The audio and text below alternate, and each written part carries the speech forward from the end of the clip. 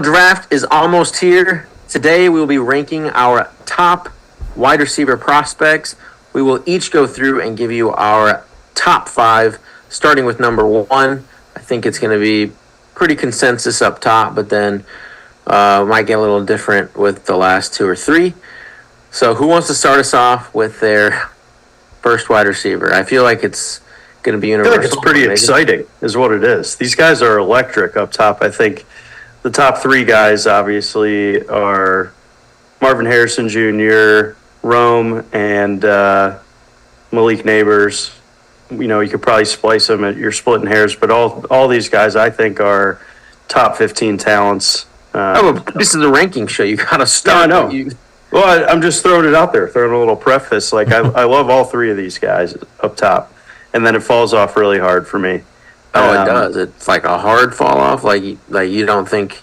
Like maybe late second, early third round. Yeah. Wow. Because I think there's a lot of good tackles and wide receivers, and I think there'll be a run. A lot of people would say this wide receiver class is very, very deep. Now, I agree in the sense that I think there's a lot of guys getting overhyped and a lot of busts, but I do think there's a lot of athletic. There's some good talent in this class. There's a lot of guys who would go top wide receiver if they're in a different class, but they're not. Yeah. They're all bunched up. So Nick, who's your number 1? I'm going with the Buckeyes. Marvin Harrison. He's got the size, speed, athleticism. He's got the hands. I mean, what more do you want in a wide receiver? And to throw it on, he's got some NFL legacy and a pretty good legacy at that. So he feels like the least bust-worthy pick in recent memory, to be honest. Yeah, he's my number 1, and I would do anything in my power if I was the Indianapolis Colts to trade up for him to keep the legacy going. Obviously, Hall of Fame blood running through him. He is Corey. You don't know if he steps on an NFL field. He's by far and away one of the most ready NFL players in this draft. He has everything that you want in a receiver. Yes, he still has to play the game to see how well he adjusts to the NFL life, but all signs point that he's going to be very, very good. Kind of a comparison for him is a young AJ Green. AJ Green coming out of the league was absolutely electric out of Georgia, and I kind of see the same thing with Marvin Harrison. Like Nick said, great hands, great route running. Like he does everything right, super smart. He's gonna be a difference maker as soon as he steps on the field for an NFL team, and hopefully it's with someone good. And you can be able to see him, shine, and then hopefully, kind of relate into fantasy talks as well, and see where he goes. It will be interesting in fantasy drafts, but he's by far my number 1. Yeah, he's my number 1 too. I think a lot of people are right now trying to talk themselves into putting Malik Neighbors over him, and I actually almost did it for a second, but then I just really I just can't. Like, he's a guy that I think is going to be very good at the NFL level. He's good at everything across the board. I think his only small weakness is his yak speed. But that's about it. And I think he's a wide receiver 1 on day 1. And the biggest thing on why I just couldn't put Neighbors above him is Marvin Harrison, his route tree, and just playing on the outside more than Neighbors, I think, is more telling. I'll get to Neighbors in a little bit, but he had a higher career yards per route run than Neighbors from both outside and in the slot, which is where Neighbors has thrived mostly. So there's just no way I can put Neighbors ahead of Marvin Harrison. I mean, Marvin Harrison Sr. did not get a lot of yak either, and he was by far and away one of the best. Yeah, no, I didn't say it. If I had to find some weakness, it would be his yak speed. Yeah, just not his game, man. They know how to catch the ball and get down. Yeah. I think he's a guy that steps in and, to me, has the upside of being a wide receiver 1 his rookie year. I said a wide receiver. I said he's a wide receiver 1 on day 1. Yeah. I agree with you. I mean, we'll see it, but I think he has the ceiling as a Justin Jefferson or Jamar Chase type of caliber guy. So I don't put him there, but I do think he's gonna. I think he has the potential. Obviously, he's got to go out and do it. But All right, who's everyone's number 2? mine might be a little different. I got Rome. I'm all about that. I'm all about that green route tree. He's a proficient route runner, and you know who did that really well? DeAndre Hopkins. Devontae Adams is really good at that. So all the best receivers from kind of this, I'll say this like retiring age generation, were all incredible route runners. They didn't have the burner speed, which, you know, the Tyreek Hills and kind of the newer age guys have. But they're still excellent football players. I think Rome has the ability to do that. You know, him and Penix really brought Washington to that national championship. He was a huge part of that offense. And he's just, you know, when I was watching the Washington in the playoff games, it reminded me a lot of like Keenan Allen, where it's just like the safe check down, 10, 15 yards. He's like always open. So I think he's got a ton of potential. And I'm excited for Rome. Yeah. Yeah. I was gonna say, do we all have him as number 2? Yeah, he's my number 2 as well. I mean, Nick nailed it on the head. I mean, TB sent us that route tree the other day. Green in every category, which is, you know, pretty unheard of. Especially like coming out of a college level. You know, being able to run every single route at a high efficiency like that.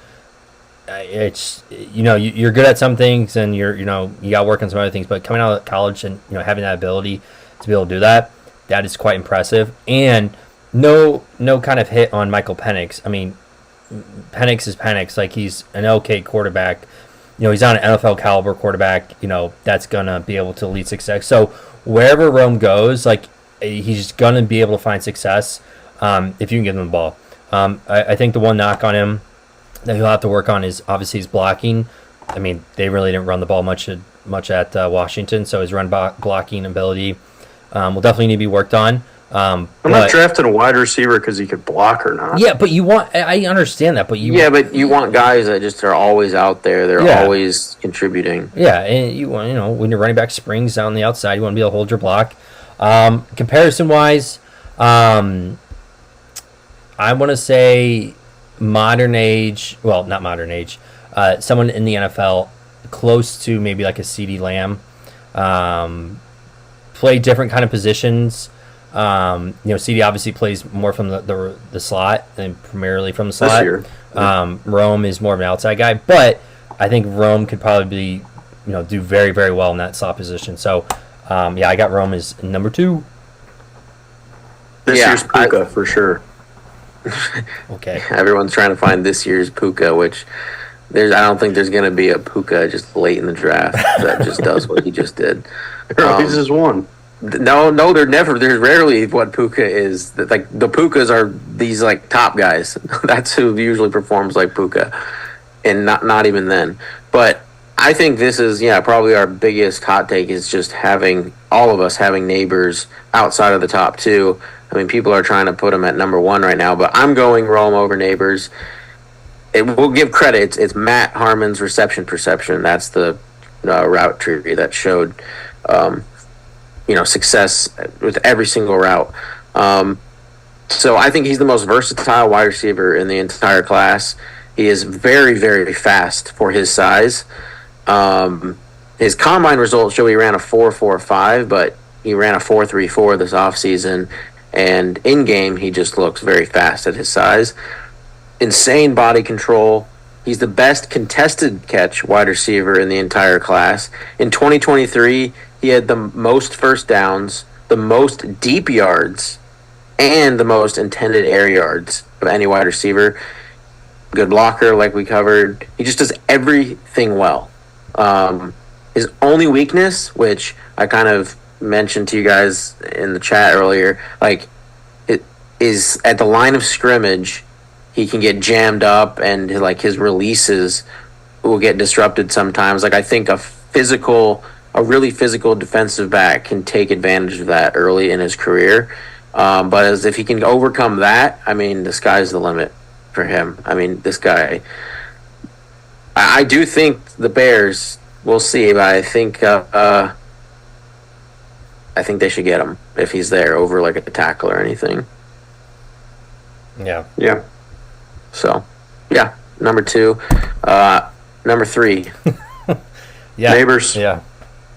Yeah, that's who I got. I think he's an electric guy out of the slot. I think the only knock on him is, maybe he's not as versatile, play as dominant outside, more of a limited route tree, but I think he's as good of a slot receiver as you could ever want. Yeah. So, I'm kind of thinking like Terry McLaurin, Chris Olave type of guy, just speedster, can always get open. Chris Olave is not a slot receiver. I know, but that's why I said, McLaurin. So, I guess he doesn't really play that much in there, but I don't know. I think similar play styles as those guys.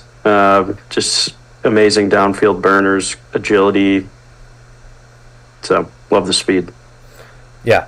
Number 3, sorry, Malik Neighbors. Yeah, I mean, he played in the SEC, played against tougher competition than Rome, did in the Pac-12. Went against, top end corners, succeeded. But like Nick said, I mean, route tree a little bit more limited than what Rome was running. But I mean, he's an insane deep threat, up and down the field. He's only 20, like he's a young guy. Like, I mean, he has a lot of, not a lot of miles on him. Yeah, it really came out of nowhere. I mean, I follow college, but like I felt like last year I didn't really hear about the name Neighbors until like the beginning of this year. I could just be varying, I don't know, just misled, not watching the right games or whatever it might be.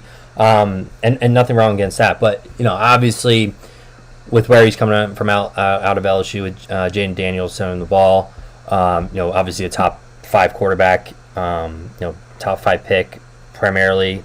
A lot of people's eyes in Daniels, so he had the offensive quarterback throwing, the NFL quarterback throwing to him.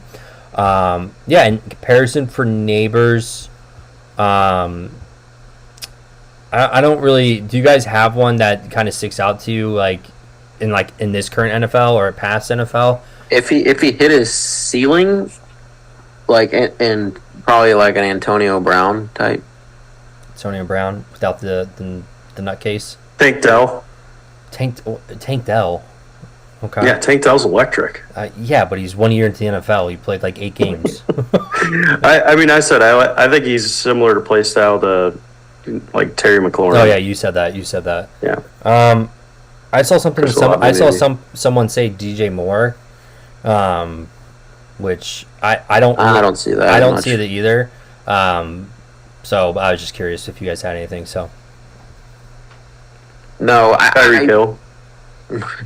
No, so there's nothing about his production. Like, he was obviously insanely productive in college. Like, you can't knock him there. He just was. So nothing about his production has me worried. My worry about him is we've seen some of these slot wide receivers perform very well in college. Like, he ran 50% of his routes like from the slot, and they perform very well in college, and then they kind of underwhelm in the NFL. Some guys that like come to mind would be like Marvin Mims, Jalen Hyatt, JSN. Now JSN, I think, is a better prospect than Malik Neighbors, and the Seahawks take him. They have Metcalf and Lockett, obviously, as well, with Geno throwing the ball. But I still thought JSN was a better prospect, and he even kind of underwhelmed a bit. I think Neighbors still can be great in the NFL, but I just think ranking these guys, I like Rome and Marvin Harrison. I just think they have just as much upside and have a better floor. So I just have to put Neighbors right behind those two. Yeah. But yeah, like slot, just some of these slot guys that just crush at the college level have more than these outside wide receivers that have dominated. Have underwhelmed a bit. No. Okay. Who's your guys' fourth? This is where I think we'll probably end up start to stray. Split. Yeah. I I like Adonai Mitchell from Texas. I knew you were gonna say him. Why? He's great. I mean, he was playing on a team with Quinn Ewers, great quarterback. He made Xavier Worthy, who has kind of always been one of the top wide receivers in his class. He made him look like wide receiver two all year. I think the difference in talent is marginal, but he was Texas' best receiver for sure. Ewers threw to him when he needed a catch in late in games, and almost got to the championship if he would have jumped a little bit better. But I'm not going to hold that against him forever. Maybe. But I think he's just got good size, athleticism. You could say he's going to be a bust, just like a tall, fast guy like a Xavier Hutchinson or someone who just doesn't really do anything in the NFL. But I don't know. I think he's got solid potential here. Really good hands. Like he's really good at catching balls. So I just like him as like a good security net out there, reliable target. Well, you want to hear a more reliable target than that? Sure. Keon Coleman. Ugh. I like Coleman. He is athletically gifted, dual sport athlete. Played basketball at Michigan State.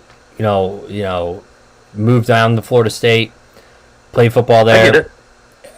I think he's DJ Chark 2.0. Okay, yes, he doesn't have the speed as a wide receiver that you're looking for. He's obviously in the 4.6. He's not running a 4.3, 4.4, but he's 6'3". He can jump out of the gym. He can go up and get the ball. I think he's a perfect NFL receiver that can be paired out on the outside and does very, very well. I earlier this year coming in, he was, touted as a top 5, prospect, and he fell down draft boards based on the year that he had. I think this guy is going to get overlooked a lot, and I like him at the number 4 position. It was between him and Brian Thomas. I mean, Brian Thomas, again, he came on this year, and Brian Thomas kind of reminds me of a Corey Davis. Came out of nowhere. Corey Davis had an insane season at Western Michigan, and then Corey Davis is, a top 5 pick by the Titans and never, lived up to the hype. Kind of reminds me of Brian Thomas. I like Keon Coleman as number 4. I get it. Yeah. I mean, I think he's got the Mike Evans jump ball ability, but I think that's all he has. I'm just not sure about the rest of his game. I mean, I'm just out on both those guys. Bust. All right, who do you have how do we have them? Well, first I'll just say why I think their yards per route run in college was under 2. That is a very low benchmark to cross, and they didn't cross it in their whole career. That was not their average.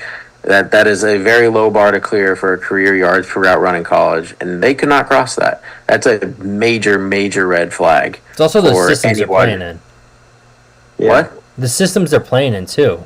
That doesn't matter. It's yards per route run. It's not how many yards they have a game. It's yards per route run. I know it's not yards per game. What? I know it's not yards per game. Yeah, I know. But yards per route run is a metric that doesn't matter what system you're in. What do you think Rondo Moore says about that? What are you talking about? Mr. Screen Pass. Yeah, a 2.0, 2 yards per route run is a very low benchmark, and guys like Keon Coleman and Adonai Mitchell could not cross that. I don't need to get into all their other weaknesses, but I think that's the biggest telling sign of them not having success. My number 4 is Ladd McConkey. I love this guy. As Corey and Nick know, he's been one of my favorite prospects since the start of draft season. I wanted to try to rank it, but I just couldn't get him. I can't put him above the other 3. People think of him as a slot wide receiver, but he can play all over the field. He actually ran the majority of his routes on the outside, not in the slot. His 40 time, I think, kind of blew everyone away at the combine, which made me even more excited. He ran a 4.39. He's just so twitchy, agile. He's great after the catch. I love Lad McConkey. I mean, those are the only measurables you could point to that are good because he's undersized. He's got small hands, short arms. He's underweight, short wingspan, and he's terrible on the bench. So He's terrible. What? terrible on the bench. 13 reps. I mean, Oh, I thought I didn't know what you meant by that. it's not great. That's not his game. Like he's not like some power. He doesn't running have the back. measurable profile. Is all I'm saying. Nick, you're telling me as a wide receiver, your bench press is a telling metric? I think this guy's got Marvin Mims written all over him.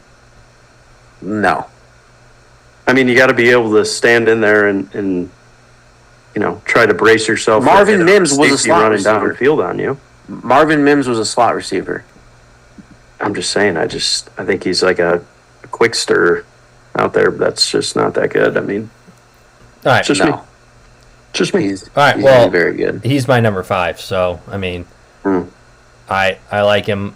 He reminds me of everyone says Cooper Cup because No, he's not Cooper Cup. I that was like the initial comp Yeah, that no, I people know. were, but That's- he's nothing. I don't he's know. more like a nothing Wes Welker. He's like a Wes Welker to me. He's I think he's like a so Jalen Hyatt. fast. Wes Welker is He's like- fast. How He's fast like was Jalen Welker? Hyatt. Wes Welker? Jalen Hyatt, another slot receiver. I don't know why you're this guy's not. I'm just a talking slot. about. I'm talking about burners, like just guys that could get downfield, fast guys. All right. That's not what he's good All at. right. Well, Like, Wes Welker ran a 4.6. So yeah, he's not Wes Welker. okay, either. but he's got that. He's like you said, he can play all over the field. Wes Welker was that type of receiver. Played everywhere, every which position. Was sure-handed, great route running. Like great yards per route run. Yeah. which is a good metric. yeah. So give me Lab McConkey at number 5. Well, that was number. Who was your fourth? My 4th was. Oh Keon yeah, Coleman. yeah. Okay, Nick, who is your fifth? I like Troy Franklin. I think he's got some home run potential. Did well with Bo Nix. Kind of had an electric offense going there in Oregon. He's not the biggest guy ever. Like he's tall, but he's kind of like the frame of the Slim Reaper, Devonta Smith. So we've seen that succeed in the NFL. I think he probably plays pretty similar to him, actually. I think he's just got good big play potential. He'll be a guy I had a lot in underdog fantasy. Oh yeah, and he's my fifth guy too. He is, yeah. Speaking of best ball, definitely a good best ball pick. He had 1,400 yards and 14 touchdowns. He's my favorite pure vertical wide receiver of this class. He quickly gets to his top speed, and then he has some long arms that he can use to extend to catch rather than letting the ball fall into his body. Like he really uses those arms. He's very fast with 4.35, 40 speed and 6'3". He can play outside in the slot. He dominates man coverage. So he's like a guy that teams I think will consistently have to put those too high looks against. I think Christian Watson is a very good comp for him. I think Watson is a bit bigger, but they're very similar players. Okay. Very nice. I like that. He's pretty Yeah. good. 1, 2, 3 We the were- same. 4, 5 different. Yeah, just a few different, but Coleman and Mitchell are bust. Just heard it here first. Any honorable mentions, guys, in the later rounds you think Malik could be, Washington. pretty good? Malik Washington, I like him a lot. What do you like about him? Where I've had a bunch of stuff on him. I I think kind of an under the radar guy could be Javon Baker from Central Florida. Oh, I like Baker too. Yeah, I think he's just like a good pure football player. What about the kid from Pretty big. South Carolina? What's his name? Xavier Leggett. Yeah. I don't like him as much. but- Listen to that. yeah. Have you guys heard him talk? Yeah, No. You should. it's funny. You should hear him talk. It's different. Yeah. I think Javon Baker could be like a Rashi Rice type of guy. Okay. It's like a good possession receiver, but could still make some big plays happen. Okay. Yeah, those were. I mean, I do think it's a talented class, a very athletic class, but I do think there are quite a few landmines in there. But yeah, I mean, the ones I mentioned are definitely my favorite. And shout out Brendan Rice, maybe, if we're talking about Hall of Fame potential here with Marvin Harrison. Yeah, I'll pass on him. And let Jerry Rice's son. Pretty cool. No, he doesn't look very good. And he's, even Caleb Williams couldn't make him shine. So that's probably more. Yeah, the Caleb, biggest I guess. thing, Malik Washington was like my bonus pick. Like, I just think his ability to make defenders like miss tackles is incredible. So, another guy, strong yards per route run, and his yards after the catch, I love. All right. That'll do it. Cool. Yep. So, stay tuned. We have one more episode to go through tight ends. But please leave a like and subscribe, and we will see you next time.